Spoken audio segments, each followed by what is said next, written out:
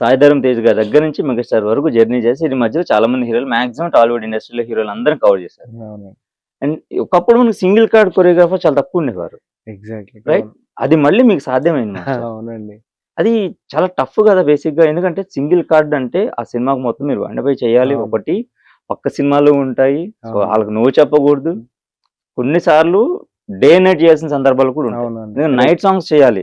So correct. Day song చేయాలి. So అటొకటి చేస్తూ మళ్ళీ నైట్ సాంగ్ చేయాలి. Plus composition.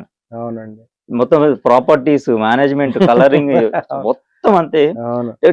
ఒక సిట్యుయేషన్‌లో సో డైరెక్టర్ కంటే పీక్స్‌లో అవును. అంటే 2, 3 డేసే కావచ్చు. అవును. బట్ కొరియోగ్రాఫర్‌కి చాలా పెయిన్ ఉంటుంది. అవునండి. మీరు చెప్పిన ప్రతి క్వెషన్‌లో హ్మ్. నాకు మంచిగా అనిపించింది ఏంటంటే, సింగిల్ కార్డ్ సాంగ్స్ అని అప్పుడు లాంగ్ బ్యాక్ జరిగేది. కమ్ బ్యాక్ వచ్చేవి. అవును.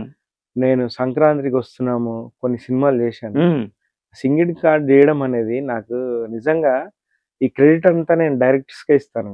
హ్మ్. అంటే ఈ మధ్య అంటే ఒక్కరికే కాకుండా నంబర్ ఆఫ్ ఆప్షన్స్ ఎక్కువున్నాయి. హ్మ్. ముందంటే ఫోన్‌లు లేవు.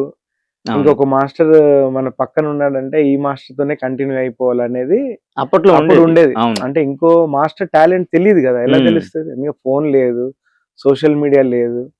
కాబట్టి అంత నమ్మడం అనేది అప్పట్లో జరిగేది గాదు. హ్మ్. అంటే వెరీ వెల్ ఎస్టాబ్లిష్డ్ ఎవరుంటే వాళ్ళతో ఎళ్ళిపోయేవారు. అవును. ఇప్పుడు ఇంత ప్లాట్‌ఫార్మ్స్ ఉన్నాయి. ప్రతి ఒక్కరి టాలెంట్ తెలిసినప్పుడు అవును. ఇప్పుడు సింగిల్ కార్డ్ జేయడం అనేది చాలా టఫ్. చాలా టఫ్. అదే నేను అంటున్నాను. ఇప్పుడు అదే. ఇంత టఫ్ సిట్యుయేషన్‌లో అవును. సింగిల్ కార్డ్ ఎట్లా పాసిబుల్ అయిందో అసలు నాకు అంటే అర్థం కావట్లేదు. అంటే నా డైరెక్టర్స్‌కే నేను ఆ క్రెడిట్ ఇస్తానండి. వాళ్ళు నేను కావాలని కోరుకోవడము. హ్మ్.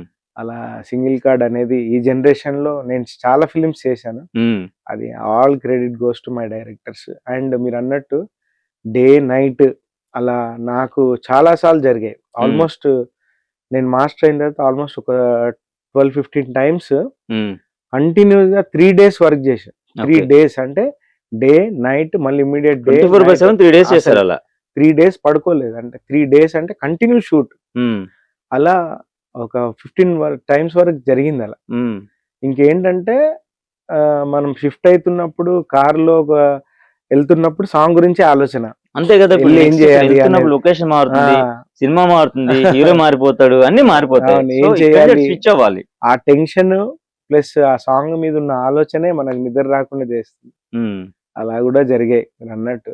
హ్మ్. Very lucky.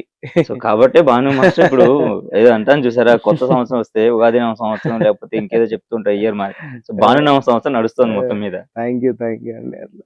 So best compliment ఎక్కడి నుంచైనా వస్తుంది. ఎందుకంటే ఒక కొరియోగ్రాఫర్ సాంగ్ కోసం ప్రాణం పెట్టి పనిచేస్తాడు. అన్ని రకాలుగా ఏ రకంగా చూసుకున్నట్లయితే. సో ఎందుకంటే ఫస్ట్ కంట్రోల్ చేసేది బడ్జెట్. ఆ! ఇప్పుడున్న పరిస్థితుల్లో ఎంత పెద్ద సినిమా అయినా సరే సో బడ్జెట్ కంట్రోల్ అనేది ఎ అన్నిటికి పెడతారు. ఆ! టు బి హానెస్ట్ మాట్లాడుకుంటే ఆ! సాంగ్ దగ్గరకొచ్చేసరికి మనకు రిచ్‌నెస్ కావాలి కానీ బడ్జెట్ ఇంత అన్న మేకర్సే చాలా మంది ఉంటారు మాస్టర్. రైట్? రైట్. అదే అన్ని చోట్ల absolute right. Not only correct. Tollywood industry అన్ని చోట్ల. అట్లాంటప్పుడు ఏమవుతుందంటే తెలియకుండా ఒక ప్రెషర్ పడుతుంది. అవును. సో బడ్జెట్ ఇష్యూ వస్తుంది. సో బడ్జెట్ ఇష్యూ వచ్చినప్పుడు ప్రతి ఒక్కటి అంటే మీరు ఫస్ట్ ఒకటి అనుకుంటారు. ఒక లెవెల్ అనుకుంటారు. అవును. ఆ లెవెల్ తగ్గకూడదు కానీ బడ్జెట్ ఇష్యూలో ఇవన్నీ కొన్ని తగ్గించుకుంటారు. సో అలాంటి ప్రెషర్స్ ఎలా ఫేస్ చేస్తారు? అది దానికి ఎగ్జాంపుల్ చెప్పాలంటే 'డీజే టిల్లు' సాంగ్ ఉంది. హ్మ్. 'డీజే 'సిద్దు టిల్లు' జోన్‌లో' పేరు టైటిల్ సాంగ్ టైటిల్ సాంగ్. మీరే చేసారు. అవును. అప్పుడు అంత ఆ సినిమాకి అంత క్రేజ్ లేదు. అంటే క్రేజ్ ఇన్ అవును. ద సెన్స్ ఒక ఫస్ట్ టీజర్ పార్ట్‌కి వచ్చింది. లేదు. నాకు బిఫోర్. సాంగ్ ఇచ్చారు. బడ్జెట్ రెస్ట్రిక్షన్ కూడా ఉంది. హ్మ్. నేను ఈరోజు ఎళ్లి అన్ని ప్రాపర్టీస్ చెప్పేసాను. నాకు ఇది కావాలి, ఇది కావాలి, ఇది కావాలి అని చెప్తే ఓకే. వెల్ అండ్ గుడ్ అన్నాం. తర్వాత సెకండ్ మీటింగ్‌లో పిలిచారు. ఇంత బడ్జెట్ లేదండి ఈ సాంగ్‌కి. హ్మ్. సో మీరు చెప్పిన సెటప్స్‌లో ఇది తీయండి, ఇది తీయండి అని టోటల్‌గా సెటప్స్ అన్నీ ఔట్. హ్మ్. ఇంకేం లేదు.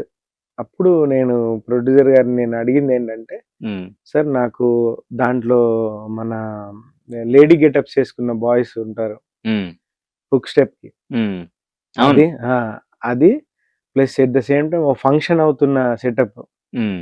అండ్ లాస్ట్‌లో ఒక ఫుల్ ఫోక్ మ్యూజిక్ ఒస్తది. హ్మ్. వినాయక చవితి ఒక విగ్రహం. విగ్రహము. దాని ముందు డీజే సెటప్. సో నేనేంటంటే బ్యాలెన్స్ చేశా. హ్మ్. అంటే సాంగ్ ఓపెనింగ్ స్టార్ట్ అయింది. అప్పుడు ఆడియన్స్ బోర్ ఫీల్ అవ్వకుండా ఒక సెటప్. అవును. తర్వాత మధ్యలో చరణము మాంటేజ్ లాగా చేసి మళ్ళీ ఎండ్ ఒక హైతో ఫినిష్ చేయాలని హ్మ్. నేను పర్సనల్‌గా అలా అనుకుంటాను. ఇప్పుడు ఆ సెటప్లు కూడా రిస్ట్రిక్షన్ చేసి ఇవ్వకపోతే ఇంకా సాంగ్ అంత పేలేదు కాదు. ఇంకా రాదు. అవును. ఇప్పుడు రిజల్ట్ వచ్చిన బట్ అది తర్వాత ఎక్స్ట్రాడినరీ extraordinary. ఇప్పుడు అది 2 పార్ట్స్ లో చూసుకుంటే కూడా అవును. ఆ సాంగ్ సెకండ్ పార్ట్ లో కూడా దానికి సంబంధించిందే అవునండి. కంటిన్యూ అవుతుంది విషయం అవును. ఏదైతే ఉందో. సో బడ్జెట్ రిస్ట్రిక్షన్ అనేది ఖచ్చితంగా ఉంటది, ఉమ్, ఉండాలి కూడా. ఎందుకంటే ఓవర్ బడ్జెట్ చేయలేం కాబట్టి ఉమ్, డెఫినెట్ గా అన్ని దృష్టిలో పెట్టుకొనే చేయాలి కొరియోగ్రాఫర్ అంటే. ఉమ్, ఏంటంటే సినిమాని బట్టి కొన్ని హై ఉంటాయి, కొన్ని ఇప్పుడు జాజికాయ జాయిసా రిస్ట్రిక్షనే లేదు నాకు. ఉమ్. సార్ నాకు నాకు తెలిసి అసలు బోయపాటి గారి రిస్ట్రిక్షన్ ఉండదు అనుకుంటా. అసలు నాకు 600 మంది కావాలి డాన్సర్స్ అంటే 600 మంది. సార్ నాకు బోల్ట్ కెమెరా కావాలంటే ఈ పలానా షాట్ కి ఒక రోజంతా 2 days బోల్ట్ కెమెరా వాడాం.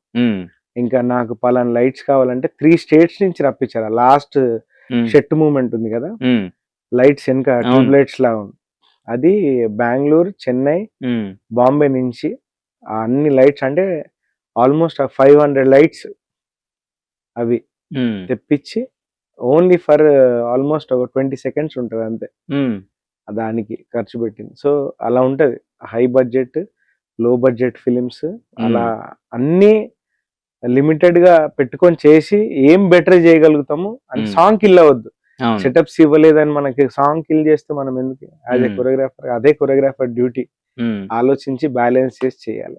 నిజంగా ఇప్పుడు శంకర్ గారి సినిమాలలో ఇట్లా కొన్ని కొన్ని చూస్తే మీరన్నట్టు 600 మంది, 1000 మంది, చాలా మంది క్రౌడ్ తోటి సాంగ్ కంపోజ్ చేస్తుంటారు మాస్టర్. గేమ్ చేంజర్ కూడా చూసాను సాంగ్ అట్లాగే. సో ఇంతమంది క్రౌడ్ ని పెట్టి సాంగ్ చేయడం ఎంతవరకు కరెక్ట్ అంటారు? అంటే మేజర్ గా హీరో హీరోయిన్ అనేది మెయిన్ ఇంపార్టెంట్ మనకి. సో బ్యాక్గ్రౌండ్ లో ఇంతమంది జూనియర్ ఆర్టిస్టులను పెట్టి మళ్ళీ కాస్ట్యూమ్స్, దానికి తగ్గ సెటప్ అండ్ వాళ్ళందరినీ కవర్ చేయాలి. అట్లీస్ట్ ఎక్కడో చోట అందరూ కనబడుతున్నారు, మరీ చిమ్మల్లాగా అయితే మనం చేయించాలి. సో అందరినీ కవర్ చేయాలి సాంగ్ మొత్తం. ఓవర్ 3 minutes ఉండొచ్చు, 3.5 minutes ఉండొచ్చు. సో అది ఎట్లా బ్యాలెన్స్ చేస్తారు జనరల్ గా? అదేంటంటే సార్ ఇంకా ఇప్పుడున్న జనరేషన్ లో టాకింగ్ అబౌట్ అఖండ తాండవం సినిమాల్లో ఒకటే సాంగ్. సినిమాలో అంటే ఒక పర్టికులర్ సెటప్, డాన్సర్స్ అందరూ ఉన్న సాంగ్ ఒకటే ఒక సాంగ్. అవును. దానికి ప్రొడక్షన్ వాల్యూస్ అంటారా, సినిమా ఈ రేంజ్ లో ఉండబోతుందన్న సెన్స్ లో మీరు ఆ డైరెక్టర్ స్థాయి, ఆయన రేంజ్ ఏంటి? బోయపాటి గారు అంటే ఒక హ్యూజ్ వైడ్ లెన్స్, ఆయన అసలు చిన్న సెటప్ ఇలా ఉండదు, హ్యూజ్. అదే సినిమాలో ఒకటే సాంగ్ కాబట్టి అంతమంది డాన్సర్స్, అది పెడితే ఈరోజు ఆడియన్స్ ఎంత ఎంజాయ్ చేస్తున్నారు. ఇప్పుడు అదే ఫస్ట్ పార్ట్ లో అవసరం లేదు, ఎందుకంటే మీరు అన్నట్టు ఓన్లీ హీరో హీరోయిన్ ఉన్నారు కాబట్టి దాంట్లో 150 డాన్సర్స్ సరిపోయారు. సో ఇప్పుడు దాన్ని ఒక టార్గెట్ మనకి ఉంది కాబట్టి క్రియేటివ్ సైడ్ అది డైరెక్టర్ చాయిస్ అంతే. ఇంకోటి ఏంటంటే మోర్ ఓవర్ లాస్ట్ లో ఆడియన్స్ ని ఎంగేజ్ చేసి ఎంటర్టైన్ చేయాలనేదే ఉంటుంది సార్ ఇంకా. ఓకే.